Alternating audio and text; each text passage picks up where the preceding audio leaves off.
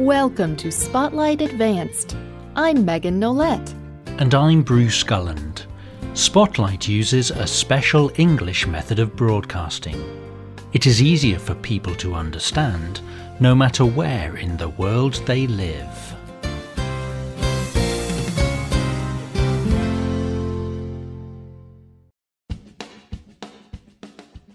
Sam Weiner wanted to have a face full of thick hair. He wanted to grow a beard. He felt it was something he should be able to do, but he never could.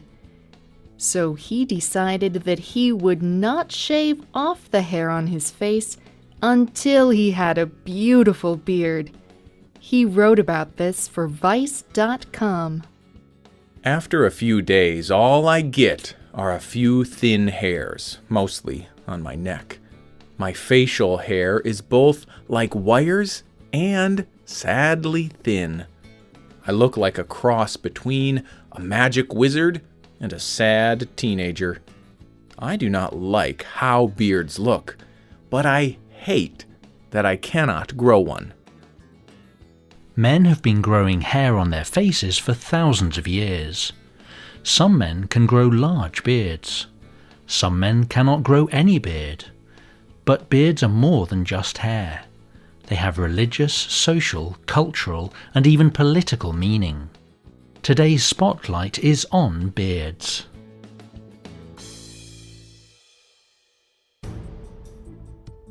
On the most basic level, beards can be helpful. If a man works outside, a beard is a way to keep warm in cold weather. But what is the purpose of a beard in warm weather?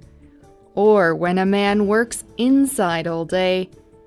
Beards must be more than just a way to keep warm. Beards have been popular in different times and places. Beards often become popular because the leader of a country has a beard. In ancient Egypt, men would remove all their hair. Egyptians thought hair made humans more like animals. They would even remove their eyelashes, the small hairs over their eyes. In ancient Greek culture, beards were a sign of power, wisdom, and being a real man. Some Greek men would cut their beard off as a sign of mourning, or they had to cut it off as a punishment. On the other side of the world, the ruler Genghis Khan had long hair and a beard. This style became popular across what is now China.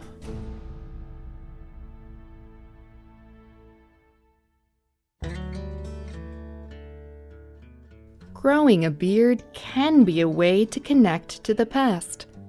It can also be a way to reject the past. If an old leader has a beard, the next leader may not. If the old leader does not have a beard, the next may grow one. Christopher Oldstone Moore wrote a book about the history of beards. It is called Of Beards and Men. He spoke to Esquire magazine. Growing a beard is about reacting to the cultural meaning of facial hair. It is an attempt to define what it means to be a man in a different way than the generations before. There are particular times in history when men have decided to throw off that normal habit of shaving. They began a different way to express being a man. Beards are also deeply connected to religion. Around the world, people live their religion in many different ways.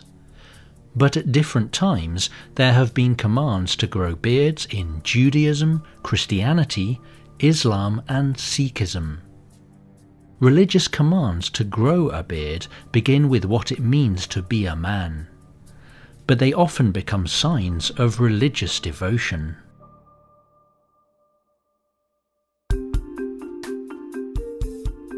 Growing a beard can also be a sign of becoming an adult. Men cannot grow beards until they become an adult. Then their bodies produce a chemical called testosterone. This chemical causes the hair on the face to grow.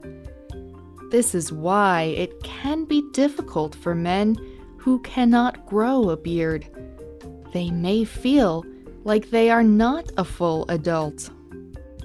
However, being unable to grow a beard does not make you less of a man. A person can have the necessary chemical testosterone, but the hair on the face does not react.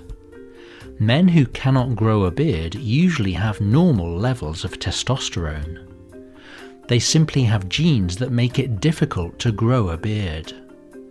And yet, many people continue to think that a beard shows that a man is strong, able to have children, and would make a good mate. This leads to the other reason men grow beards. Many men grow beards for women.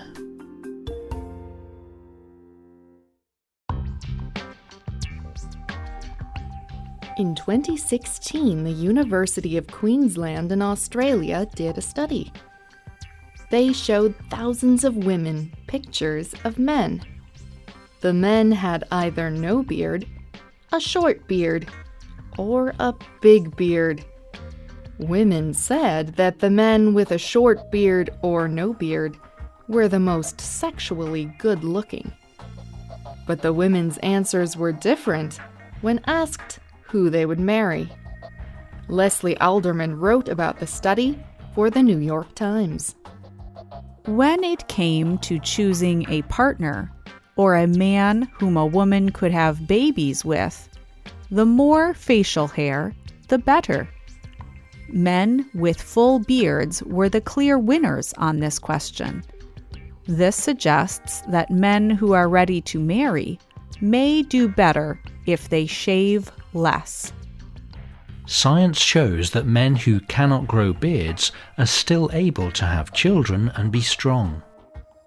But this study confirms that many people still connect a beard with what it means to be a man. So should all men try to grow a beard? Oldston Moore says no. It depends on what you think it means to be a man. I think men are thinking about what it is to be a man and how to represent that. And people are more divided than in the past. And what it means to be a man or woman is changing in lots of ways. It makes sense that men would consider a beard as a way to think about being a man. It is a move toward the natural.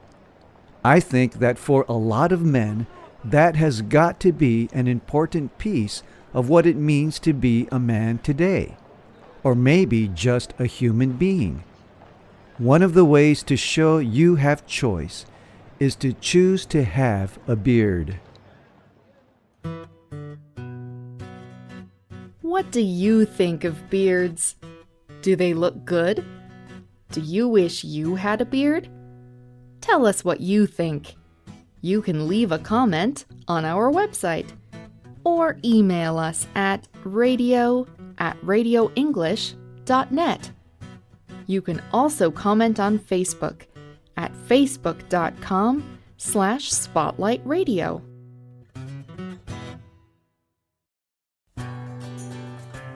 The writer of this program was Adam Narvis. The producer was Michio Ozaki. The voices you heard were from the United States and the United Kingdom. All quotes were adapted for this program and voiced by Spotlight. You can listen to this program again and read it on the internet at www.radioenglish.net. This program is called Does a Beard Make You a Man? Visit our website to download our free official app for Android and Apple devices. We hope you can join us again for the next Spotlight program. Goodbye.